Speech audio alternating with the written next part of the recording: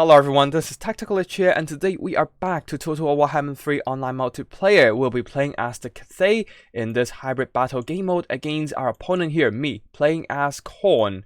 Now, Cathay are described as the dwarfs of Total War Warhammer 3 with a lot of reliance on missile troops and artillery. While they themselves will have some decent armored infantry to hold the line. They're not exactly great, but they are cheap enough to spam a lot of numbers. And another similarity is that you need to rely on a very layered defenses. On the Cathay side, we have a lot of numbers here providing different ranks of troops. In the front line, we have a whole bunch of Jade Warriors. At the back, a second layer of Peasant Archers. Further back, a third layer of Celestial Dragon Crossbowmen. And further back, at the very rear, we have yet another layer of Peasant Long Spears. So basically ranks and ranks of troops, providing a lot of numbers to buffer any cornet rushes. Will be sacrificing the first line of defense, using their lives to buy time for the missiles to dish out the pain. And then, once they are gone, crushed by the cornet infantry and monsters, we'll be sending in the peasants as a second layer to delay their advance, while our missile troops will be retreating back to safety, reposition and fire again to expend as much ammo as possible. Though there's one difference between Cathay and the dwarves is that, well, Cathay has mobility. They have cavalry in the form of peasant horsemen that we'll be bringing today. Of course, they still have other stuff like, say, Jade Lances and Nomad Riders, but we do not have the funds for this, and we are already approaching the unit limit. Anyways, in the skies, we have a single dragon-blooded Shugengan Lord of Ying providing different kind of spell supports. We have the Ancestral Warriors for even more layered infantry, and then a Talons of Night in case we need to devastate some of the cornet infantry. Now, for the cornet forces, we have a very strong rush army here with a whole bunch of Chaos Warriors of Khorne in the front, and then at the back we have the Bloodletters of Khorne. They are great at dealing with armored infantry, but the problem is their light armor means that they're rather susceptible to peasant archer fire, which we brought a lot of today. And then for the rest of the army, we have a single unit of dual weapon cornet warriors, basically berserkers, and we have a couple minotaurs of Khorne. At the back for mobility, we have a couple flash hounds combined with a single unit of chaos warhounds. And for leadership, we have a single cultist of Khorne bringing in the Gate of Khorne summon and Herald of Khorne for that MLA attack support. And that's basically it for the army builds. Let's get the battle started. As the battle begins, the cornet army really only has one single way to tackle this missile box of Cathay army, which is to charge them head on. If they sit back on the objectives, my units, especially the archers and crossbows, will be able to pick them apart with all the fire support from the rainfire rockets as well. Now, with the rockets raining down upon some of these Chaos Warriors, they're taking some minor damage due to the poor accuracy and the spread of the artillery. On the left flank, the Bloodletters are rushing forward as well. Theoretically, they should be the greatest threat to my build with their armor-piercing anti-infantry attacks, able to rip apart my infantry line. However, personally, I think they are a bad choice in this matchup due to the easy counter that Cathay offers with peasant archers. The volume of missiles means that the lightly armored Bloodletters are extremely susceptible when they approach the front line, as they do not have any shields or any armor to mitigate those non-armor piercing missiles. They do have a meager 20% physical resistance, but that is far from enough. You can see that they are already dropping like flies under the crossfire from all these dragon crossbows, peasant archers, before they can even reach the front line, down to already half health, before clashing into the Jade Warriors who have over 50 melee defense due to the buffs from the chevrons as well as the harmony effect, and the Bloodletter's meager 35 melee attack is not enough even with the bonus versus infantry. On the other flank, the charge of the cornet warriors are similarly blunted by the upgraded Jade Warriors, and not making exactly some headway, as the Celestial Dragon Crossbows and Peasant Archers in the second layer of this onion box are raining their missile fire into all these melee units. At the back there are some Khorne dogs trying to flank around, but I'm also repositioning some of my cavalry to intercept them. While the Chaos Warriors, this one unit managed to push through the gaps of my defenses and charges straight into the Celestial Dragon Crossbows. But this is exactly where the Onion formation comes in handy, with a second unit of Peasant Long Spears rushing in. When enemies get through the first line of defense, you always have layers and layers of troops to plug the gaps, just like the Peasants pinning down the Chaos Warriors, and allow the Celestial Dragon Crossbows to pull back to safety. While at the back, the Peasant Horsemen will be sacrificing themselves to the mauls of all these Chaos Warhounds and Khorne Dogs, as they are an important distraction to keep all these mobility away from the missile units, allowing them to shoot up all these Minotaurs and Khorne infantry. With Khorne's aggressive push in the middle, I responded with a Talons of the Night, trying to weaken all these infantry before they can get into my Celestial Dragon Crossbows. While at the back, we are pouring in more and more Peasant Long Spears and Peasant Horsemen, trying to drag down all these Flash Hounds. Chaos Warhounds are not exactly a great threat to my build, as my Celestial Dragon Crossbows can easily deal with them with their heavy armor and whatnot. However, still, the Peasant Archers will be very susceptible to all these mobility, and they will be quickly eaten alive by all these Khorne doggos. The good thing is Cathay has abundant manpower, and we have brought in a lot of Peasant Archers positioning all around the battlefield.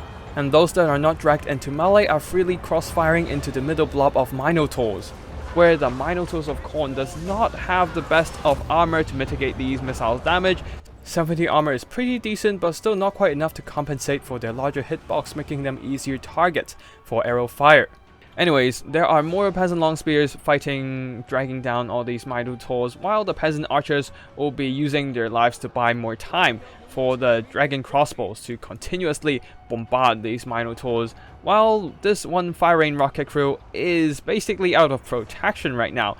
They're exposed to all these melee attacking units like the Minotaurs, while at the back the Peasant Archers and the Celestial Dragon Crossbows are clumped up right now by the Khorne Dogs.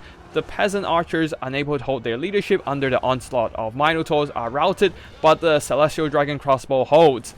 Now the Shogun Lord is intercepting these Minotaurs with her powerful melee attack, while back to the left flank, there are still some Chaos Warrior being plucked in the front line, where my heavily upgraded Jade Warriors have formed a stalwart shield wall, and actually beating back the Chaos Warriors of Khorne with dual weapons, as they have suffered some massive damage from the firing rockets and the missile units like the Celestial Dragon Crossbows. Now, this one Celestial Dragon Crossbow unit is surrounded by the cultists and also some of these Flash Hounds, but fret not, they are still holding, while the Shogun Lord and some very healthy Peasant Long Spear reserves are pulling in. This is basically my last bit of onion being peeled in battle. Thankfully, they are only facing a couple extremely beat up Minotaur units. In theory, their healthy status and their Lord's support should help them win this fight. And now halfway through the battle, with both armies taking significant losses, it is time to consider capturing objectives and win the victory tickets. My opponent was not able to capture the objectives, but with my units routing all around the battlefield and spreading all over the place, it is very convenient for me to do so in this hybrid game mode.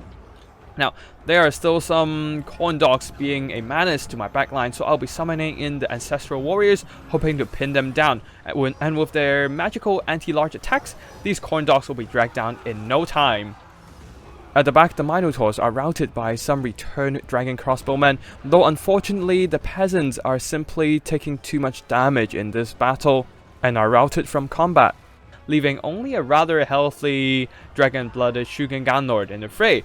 And with a Talons of the Night dragging in 2 remaining Khorne Warriors units, well, they're not going to be hanging around for too long with all that spell damage, while the Flash Hounds are being ripped apart by the Ancestral Warriors.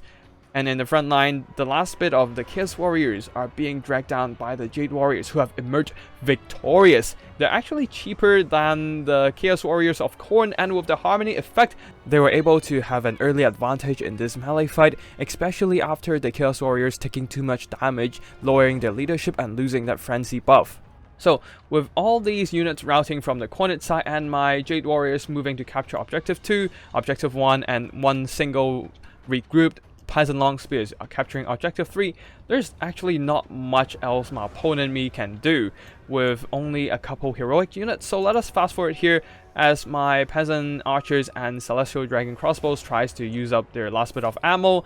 The remaining herald of Khorne is extremely healthy, but with the infantry support and the rear charges from the dragon blooded Shogun Lord, it is going to be a tough fight for him. Seeing how I gained control of all 3 objectives, and with only a single lord left, my opponent, realizing that he cannot win this fight, decided to throw in the towel. Now let's have a quick summary of the battle performances. For the Cathay army, the Jade Warriors didn't really do much damage, as their main purpose is to be the bulwark of the rest of the Cathay army of the ranged units, using their superior melee defense of 50 plus to delay the push of all these chaos infantry. The Khorne Warriors only having 44 melee attack, even with frenzy active, means that they will have a hard time punching through the harmony buffed Jade Warriors, and that is exactly what happened. And even the Bloodletters, who have suffered massively in the hands of all these arrow fire, they were not able to punch through the Jade Warriors quick enough until the Minotaurs charged into the fray. For the missile infantry, the peasant archers earned back their value, and the dragon crossbows pretty much hard carried this game by shooting up all kinds of heavily armored units, including the dual weapon Chaos Warriors and also the Minotaurs. None of them have any missile block chance, so they are perfect for the armor-piercing missile fire to chip them down. Now for the rest of the infantry, we have the peasant long spears. Didn't do too much damage, but some of them managed to catch the cornered flash hounds along with the help of some peasant horsemen, and managed to drag down these unarmored troops, although one of them was actually fallen to the hands of the ancestral warrior summons from the dragon-blooded Shogun Lord, who actually earned back quite a bit of value with the talents of the Knight casting and also the Ancestral Warriors. Of course, the Ancestral Warrior summons does not count into her damage value, but she herself did some pretty good melee damage against the Minotaurs, hunting them down, and also shut down the Cultists of Khorne. As for the firing rockets, they were not able to fire a lot of their ammo due to the aggressive pushing of the Khorne army and also the firing angle issues. Still, managing to do some decent damage against the dual weapon Cornet Berserkers and then the regular Cornet Warriors as well, they earn back some value, albeit not a lot. As for the Cornet army here, the Minotaurs, if they get into a melee combat, they are unstoppable melee machines, earning back quite a bit of value, getting hundreds of kills. The problem is they are rather fragile to missile fire and got shot up pretty bad by the combination of peasant archers and dragon crossbows, while the infantry of Khorne, the Chaos Warriors, pretty much got stuck on a bunch of Jade Warriors the whole game. Only one of them got through the gaps and punched into the backlines, but still being crossfired by a bunch of peasant archers, and they got stuck on the heavily armored and decent melee dragon crossbows. They were not able to make a lot of headway. Most of that damaging work were done by the Minotaurs. While the Bloodletters, they were attempting a push against my backline, but with the arrow volleys, they got shut down hard, and even when one of the Bloodletters managed to push back my Jade Warriors with the help of some Minotaurs, a summoned Ancestral Warriors managed to block them up and blunted their charge. As for the backline harassment, the Flash Hounds and Warhounds, they were able to kill off some of my archers, but not a lot, as the dragon crossbows were able to fend off their melee attacks with their decent melee strength. And then being pinned in by the peasant horsemen dragged down by peasant long spears, their performance was rather limited overall. As for the leadership, they were not able to have a lot of good melee engagements today, as I do not have great single entities for them to duel. The Cultists of Khorne dumped in a Bloodletter summon, and that's about it, while the Herald of Khorne, engaging in limited melee action, mostly fighting against peasants and whatnot, got limited value despite being so healthy in late game. And yeah, that's basically it for today's battle. Big thanks to my opponent, me, for playing this Khorne versus Grand Cathay combat. And viewers, if you enjoy it, remember to hit the like and subscribe to keep an eye out on any future uploads, including battle replays like this one, wild army builds, tips and strategies for Total Warhammer multiplayer, and also occasional meme videos.